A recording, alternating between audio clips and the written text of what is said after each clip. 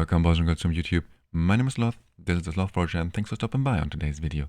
Now today I just want to share some quick tips and tricks with you that will improve your Resurgent Dragon damage, or not improve, but try to help you to keep the same damage numbers as you used to, because after a couple of days the Resurgent Dragon gets a little bit stronger. He evolves a little bit, if you want to say so. There are no new groundbreaking mechanics, he just deals a little bit more damage, he inflicts some additional debuffs, he just gets overall a little bit stronger. So I'm quite sure that everyone deals a little bit less damage from now on, but not so much less damage. But of course, if you had problems to survive, if you barely survived the 8 minutes until now, then you will from now on definitely don't survive for 8 minutes. You will die probably way earlier. So this is why I really hope that those quick tips and tricks will help all of you to at least reach the nearly same damage numbers. So let's get into this. But before I share those tips and tricks with you, I want to give you a really quick overlook at the boss and what changed in comparison to the first phase of the Resurgent Dragon. And as always, if you don't want to watch the whole video, just have a look at the description below, and there I will put a TLDR of those tips and tricks that helped me to reach nearly the same damage numbers. And the team that we will be using to showcase this is this rally team that we built yesterday in the live stream actually. Yesterday was my first ever live stream, and it was a very nice experience. There were a lot of people, very experienced players, that helped me a lot to improve this team. I used to do something around 260 to 270 million damage, and now this team did 290 million damage, so this was a very big improvement. And this was thanks to the chat, because as I said, there were some very educated, very experienced players. So I would highly recommend to keep your eyes open for the next live streams if you want to join, because there will be once again some very experienced players, and we just hang out and try around some different strategies.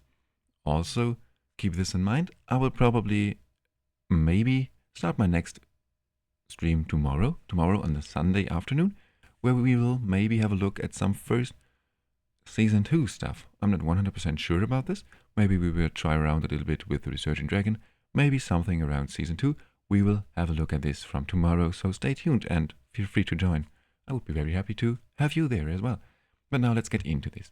As I said, this team did around 290 million, and then when today I've used this exact same team, it did around 240 to 250 million damage. So it did way less damage because I were not able to keep my damage dealers alive. Also, even my support heroes had struggled to survive. And the reason for it is because, as I said, all those skills, they got a bit stronger. His first skill now deals 3 times fire damage, so 3 instances of fire damage, and every instance inflicts 2 stacks of burn now, so just overall more burns, more damage.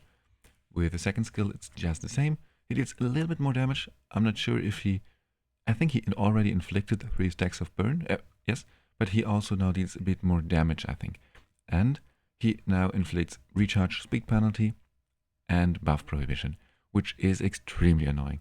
Especially the recharge speed penalty is super annoying, but it is a bit of RNG, because he only inflicts this when you are lower than at 50% of your recharge, of your ultimate energy.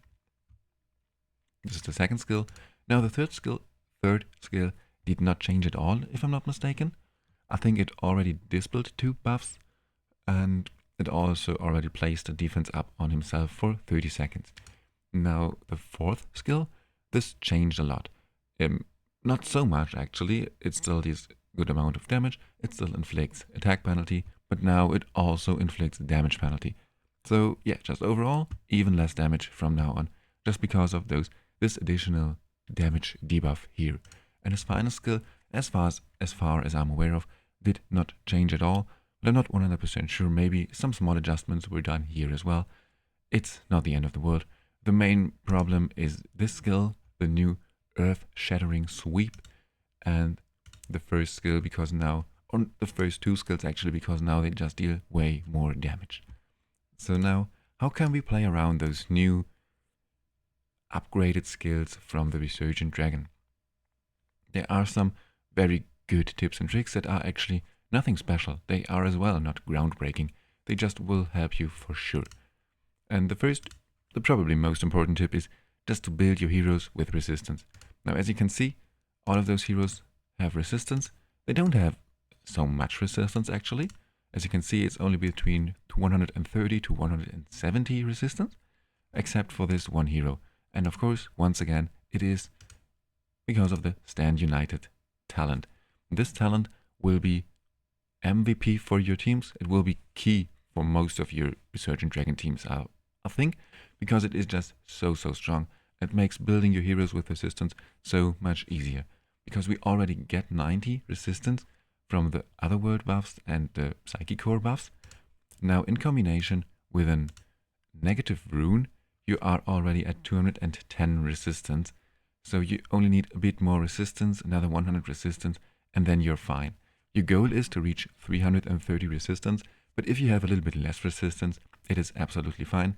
Now, you will not resist like 99% of the debuffs, but you will resist at least something between 85 and 90% of the debuffs, which is enough. It is of course not the perfect case scenario, but it is enough. So try to aim for 330 resistance. If it is a bit less, it is absolutely fine as well. So the key components are a negative rune with resistance on all of your heroes, and then just one hero with a Stand United talent with a lot of resistance. Ideally something around 500, and then you will have absolutely no problem. If he only has 400 resistance, you should also be fine. So this is the hero with a Stand United set. And then of course there is one important thing. You have to place your heroes so that they stand next to the Stand United hero at the beginning of the match. If they from there on move, in frontline for example, it's absolutely fine. They get the additional resistance at the start of the battle, and then they keep the additional resistance. So that's the first tip. Build your heroes with enough resistance and try to use one hero with a Stand United set. Now the second tip that also helped me a lot is the Ancestral Guidance set, the Lifesteal set. You really want this set on your damage dealers. It helps you to keep them alive so much. Now it is not enough, but it just helps you to give them some additional self-healing, a bit of sustain, and this also helps a lot. It helps a lot. And this is the second tip. Now the third tip also has something to do with resistance actually. It is once again about your main resistance hero, about your Stand United hero. You can or should definitely use a Prismatic Cloak. First, this item also provides additional resistance, which is very nice. We really want to see resistance.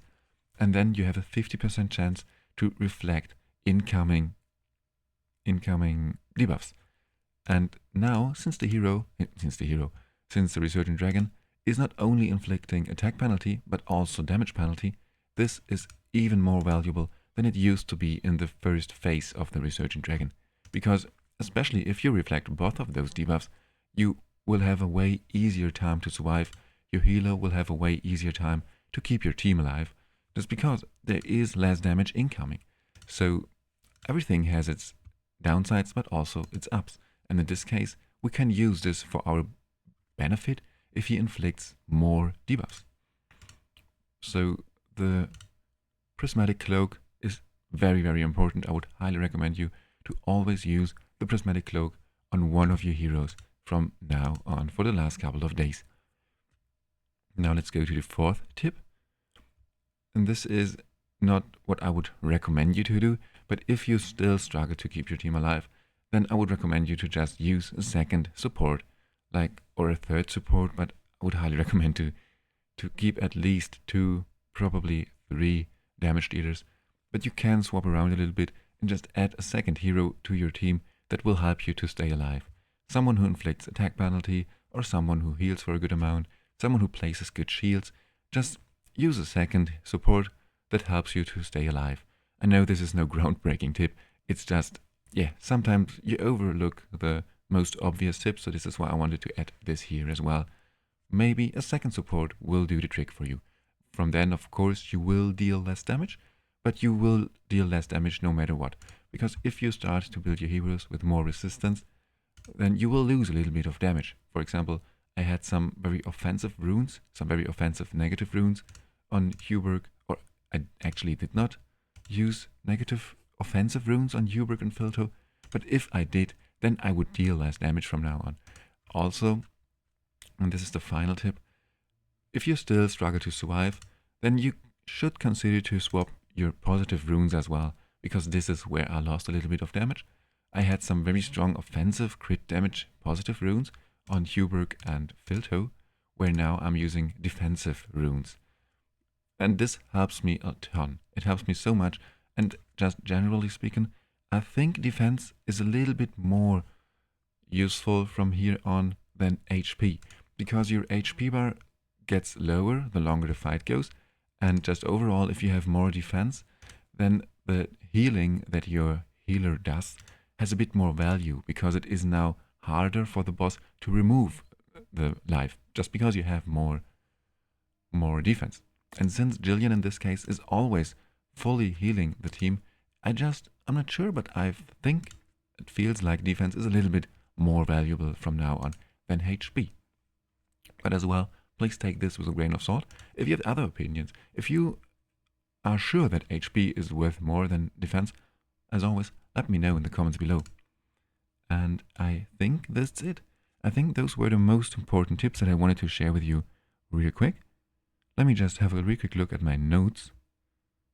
Yeah, I think that's it. As I said, just to sum this up once again real quick, build your heroes with resistance, try to use one hero with the Stand United set, then try to use the Lifesteal set on your, especially on your damage dealers, and maybe the Schadenfreude set on your debuffer heroes, because this also provides a little bit of healing.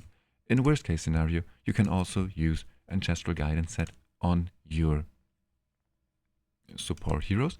It will also heal them by a little bit. Then you should definitely use the Prismatic Cloak, because we can not only reflect the attack penalty, also we can reflect the damage penalty debuffs, and you also can reflect the burn debuffs, which help to deal a little bit more damage as well.